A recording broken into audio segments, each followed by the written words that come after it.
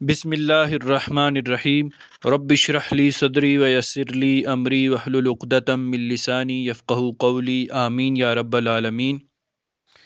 دوسرے پارے کے آخری رکوع کا آغاز اگرچہ دوسرے پارے میں ہوتا ہے، لیکن اس کی اختتامی 2 آیات تیسرے پارے میں شامل ہیں۔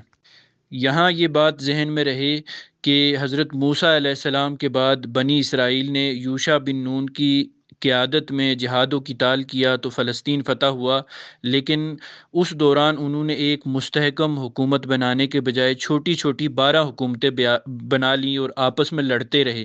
اس کا نتیجہ یہ ہوا کہ 300 برس کے بعد یہ صورتحال پیدا ہو گئی کہ ان کے اوپر دنیا تنگ ہو گئی اور آس پاس کا کفر اور آس پاس کی مشرک قوموں نے انہیں دبا لیا۔ تو انہوں نے اس وقت کے نبی جو سموئیل علیہ السلام تھے ان سے یہ دعا کی کہ ہمارے لیے کوئی سپہ سالار مقرر کریں، اس کی قیادت میں ہم جہاد کریں۔ تو چنانچہ وہ جنگ ہوئی جو طالوت اور جالوت کی جنگ ہے، جس کا یہاں پہ تذکرہ۔ اس تذکرے کے آخر میں ایک صندوق کا تذکرہ ملتا ہے جسے تابوت سکینہ کہا گیا ہے۔ یہ لکڑی کا ایک بہت بڑا صندوق تھا جس میں بنی اسرائیل کے انبیاء کرام کے تبرکات محفوظ تھے۔ یہودیوں کا یہ دعویٰ ہے کہ یہ صندوق اب بھی مسجد اقصیٰ کے نیچے سرنگ میں موجود ہے۔ اس صندوق میں عصائے موسیٰ بھی تھا اور وہ تختیاں بھی تھیں کہ جو حضرت موسیٰ علیہ السلام کو کوہ طور پر دی گئی تھی، جن میں تورات لکھی ہوئی تھی۔ اسرائیلیوں کو جب ان کے پڑوسی ملکوں نے شکست دی تو وہ تابوت سکینہ بھی چھین کر لے گئے، اور پوری قوم نے اس عظیم سانحے پر ماتم کیا اور اسے بنی اسرائیل سے عزت و حشمت چھن جانے سے تعبیر کیا۔ تو جب حضرت طالوت کو ان کا امیر مقرر کیا گیا تو ان کی امارت کی علامت کے طور پہ یہ بھی بتایا گیا انہیں کہ وہ صندوق بھی تمہارے پاس واپس آ جائے گا کہ جس میں تمہارے لیے سکینت موجود ہے، تمہارے لیے روحانی تسکین کا سامان موجود۔ تیسرے پارے کے آغاز کے جو الفاظ ہیں تلک الرسل فضلنا بعضهم علی بعض، کہ یہ رسول ہیں، ان میں سے بعضوں کو ہم نے بعض پر فضیلت دی ہے۔ اس میں بڑا ایک اہم اصول بیان کیا جا رہا ہے۔ یہاں یہ بات بتائی جا رہی ہے کہ رسولوں کے درمیان تفریق کرنا درست نہیں ہے، لیکن تفضیل کا یہاں پہ تذکرہ ہے، اور تفضیل قرآن کے اعتبار سے ثابت ہے کہ بعض رسولوں کو بعض پر اللہ تعالیٰ نے فضیلت دی ہے۔ اس سے اگلا جو رکوع ہے اس کے آغاز میں جو آیت ہے اس کے اندر ایک ہی آیت میں بیک وقت انفاق کا بھی تذکرہ ہے اور آخرت کا بھی تذکرہ ہے۔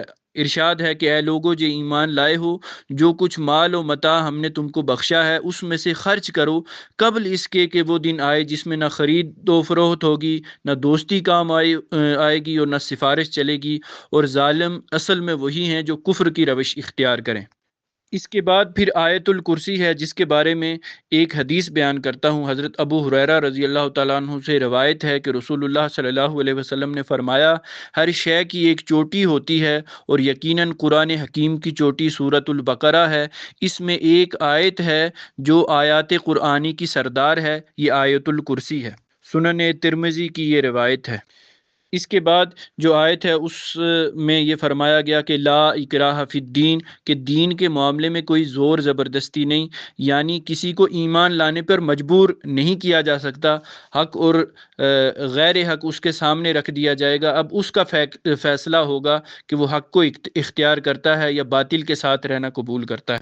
اور یہاں باطل کے لیے جو لفظ استعمال ہوا وہ طاغوت کا لفظ استعمال ہوا ہے۔ فَمَن يَكْفُرْ بِالطَّاغُوتِ وَيُؤْمِن بِاللَّهِ فَقَدِ اسْتَمْسَكَ بِالْعُرْوَةِ الْوُثْقَىٰ لَا انفصام لَهَا، کہ جو کوئی طاغوت کا انکار کر کے اللہ پر ایمان لایا، اس نے ایک ایسا مضبوط سہارا تھام لیا جو کبھی ٹوٹنے والا نہیں ہے۔ لغت کے اعتبار سے ہر اس شخص کو طاغوت کہا جائے گا جو اپنی جائز حد سے تجاوز کر گیا ہو۔ قرآن کی اصطلاح میں طاغوت سے مراد وہ بندہ ہے جو بندگی کی حد سے تجاوز کر کے خود آقائی اور خداوندی کا دم برے اور خدا کے بندوں سے اپنی بندگی کرائے۔ اس کے بعد نمرود اور ابراہیم علیہ السلام کے مکالمے کا تذکرہ ہے۔ اذ قال ابراہیم ربی الذی یحیی و یمیت قال انا احیی و امیت، کہ جب ابراہیم علیہ السلام نے کہا کہ میرا رب وہ ہے کہ جس کے اختیار میں زندگی اور موت ہے، تو وہ نمرود نے یہ جواب دیا کہ زندگی اور موت تو میرے اختیار میں بھی ہے۔ تو پھر ابراہیم علیہ السلام نے کہا اچھا، اللہ تعالیٰ سورج کو مشرق سے نکالتا ہے، تو ذرا اسے مغرب سے نکال لا۔ یہ سن کر وہ ششدر رہ گیا، اور اللہ تعالیٰ نے کیا فرمایا کہ اللہ تعالیٰ ظالموں کو راہ راست نہیں دکھاتا۔ پھر عزیر علیہ السلام کا تذکرہ ہے۔ پھر ایک اور واقعے کا تذکرہ ہے کہ ابراہیم علیہ السلام نے یہ کہا کہ اللہ مجھے یہ دکھا دے کہ تو مردوں کو کیسے زندہ کرتا ہے۔ اس مکالمے کا بھی تذکرہ ہے۔ پھر انفاق کی ترغیب میں ایک بڑی زبردست آیت ہے۔ اللہ رب العزت فرماتے ہیں کہ جو لوگ اپنا مال اللہ کی راہ میں خرچ کرتے ہیں، ان کے خرچ کی مثال ایسی ہے جیسے ایک دانہ بویا جائے اور اس سے 7 بالیں نکلیں اور ہر بالی میں 100 دانے ہوں۔ اس طرح اللہ جس عمل کو چاہتا ہے فراوانی افزوئی عطا فرماتا ہے، اور وہ سخی بھی ہے اور علیم بھی ہے۔ پھر یہاں مال خرچ کر کے احسان جتلانے والوں کے حوالے سے تنبیہ بھی کی گئی ہے۔ پھر آگے یہ فرمایا گیا ہے کہ اے لوگو جو ایمان لائے ہو، جو مال تم نے کمائے ہیں اور جو کچھ ہم نے زمین سے تمہارے لیے نکالا ہے، اس میں سے بہتر حصہ اللہ کی راہ میں خرچ کرو۔ ایسا نہ ہو کہ اللہ کی راہ میں دینے کے لیے بری سے بری چیز چھانٹنے کی کوشش کرنے لگو۔ تو یہ انفاق کے حوالے سے ایک طریقہ کار کے اپنی پسندیدہ چیز، بہترین چیز اللہ کی راہ میں خرچ کرو۔ یہی تذکرہ کسی طور پہ اس سے پہلے بھی آ چکا ہے۔ اس کے بعد سود کی حرمت، اس کے حوالے سے آیات ہیں۔ ارشاد ہوتا ہے جو لوگ سود کھاتے ہیں ان کا حال اس شخص کا سا ہوتا ہے جسے شیطان نے چھو کر باولا کر دیا ہو، اور اس حالت میں ان کے مبتلا ہونے کی وجہ یہ ہے کہ وہ کہتے ہیں کہ تجارت بھی تو آخر سود ہی جیسی ہے، حالانکہ اللہ تعالیٰ نے تجارت کو حلال کیا ہے اور سود کو حرام۔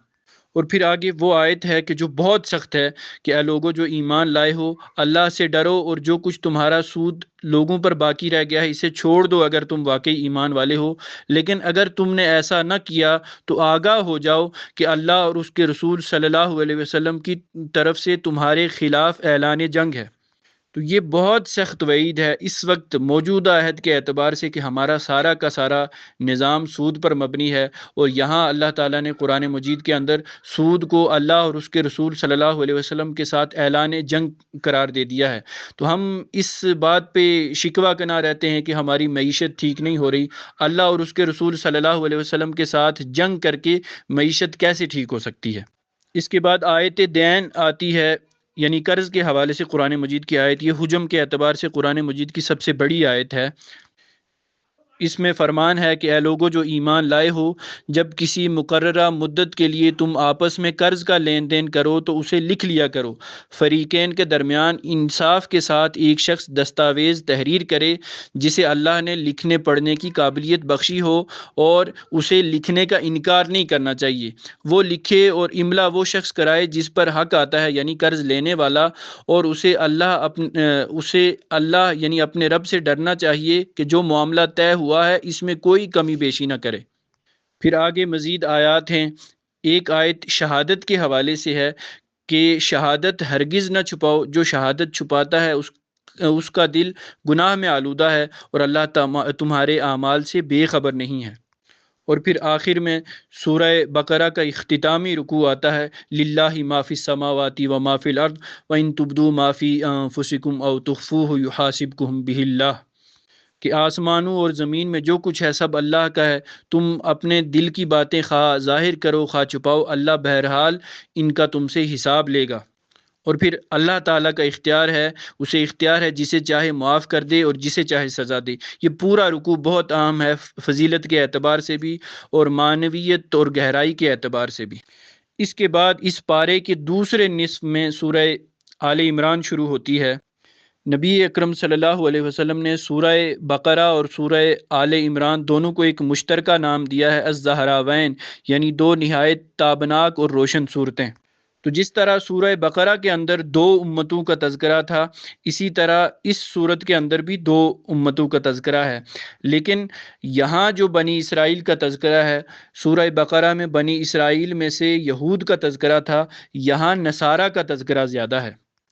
اس سورہ کی جو ابتدائی 32 آیات ہیں وہ اسی طرح کے تمہیدی کلام پر مشتمل ہیں جس طرح کہ سورہ بقرہ کے ابتدائی 4 رکوع ہیں۔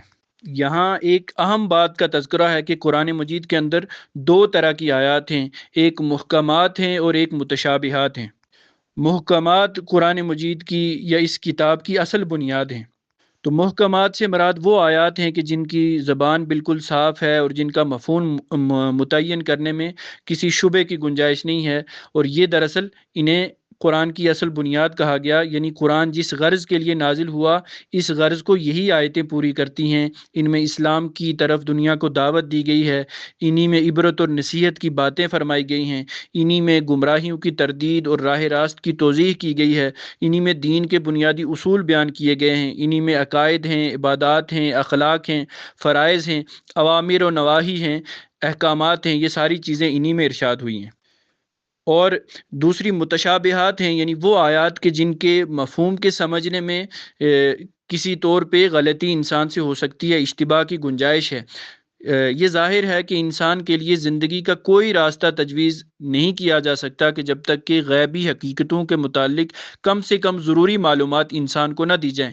اور یہ بھی ظاہر ہے کہ جو چیزیں انسان کے حواس سے ماورا ہیں، جن کو اس نے نہ کبھی دیکھا ہے، نہ چھوا ہے، نہ چکھا ہے، ان کے لیے انسانی زبان میں نہ ایسے الفاظ مل سکتے ہیں جو انہی کے لیے وضع کیے گئے ہوں، اور نہ ایسے معروف اسالیب بیان مل سکتے ہیں کہ جن سے ہر سامع کے ذہن میں ان کی تصویر صحیح طرح پہ واضح ہو سکے۔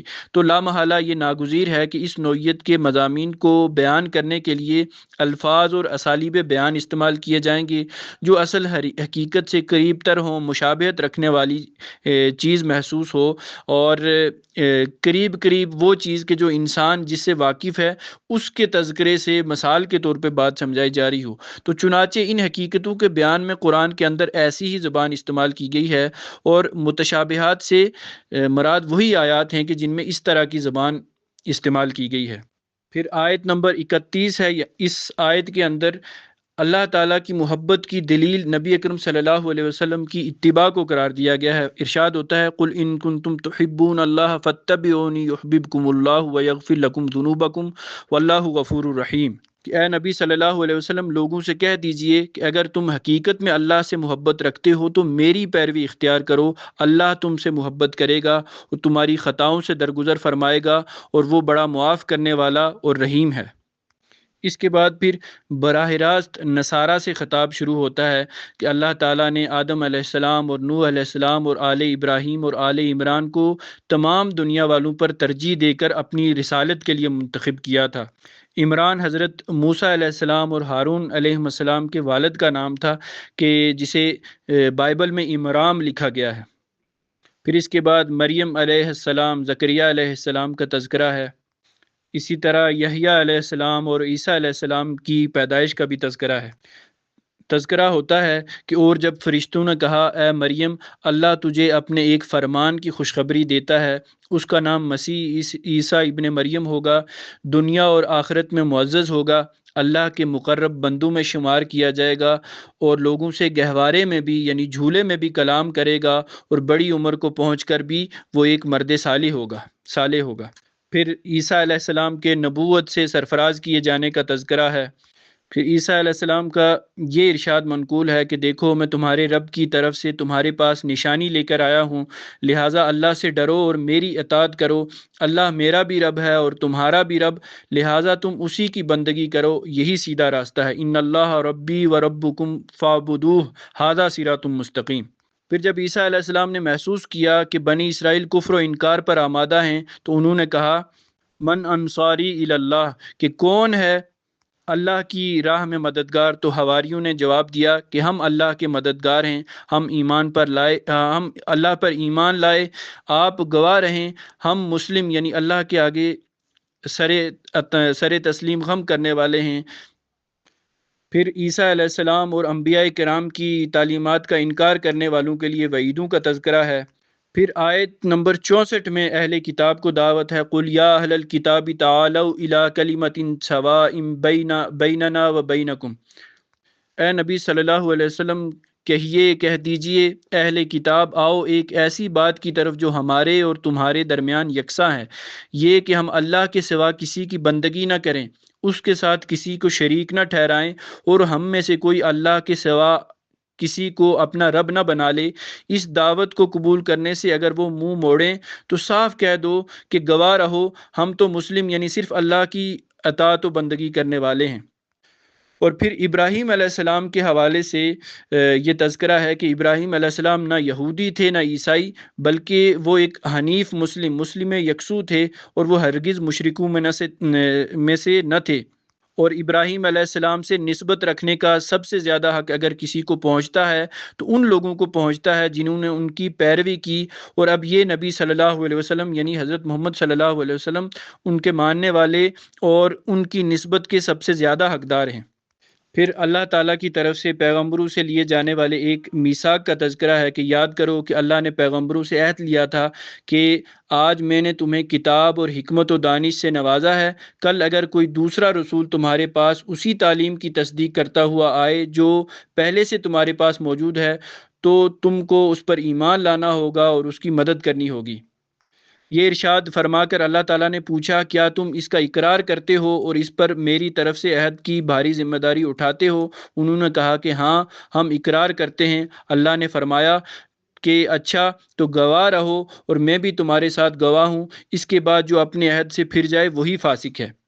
اسی طرح پھر مختلف کرداروں کا تذکرہ اور کفار کے حوالے سے مختلف وعیدوں کے تذکرے کے بعد اختتام ان الفاظ پہ ہوتا ہے، ان الذین کفروا وماتوا وهم کفار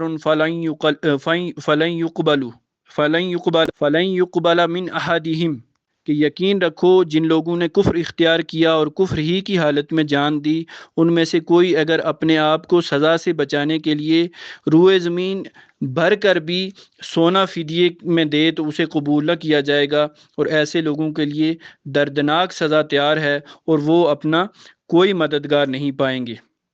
تو مطالعے کا یہ سلسلہ انشاءاللہ ہم جاری رکھیں گے۔ اللہ رب العزت سے دعا ہے کہ وہ کمیوں کوتاہیوں سے درگزر فرمائے اور قرآن مجید کے ساتھ فہم والا محبت والا تعلق نصیب فرمائے، اور قرآن مجید کے پیغام کے مطابق عمل کرنے کی توفیق عطا فرمائے۔ اقول قولی ھذا استغفر اللہ لی ولکم ولسائر المسلمین۔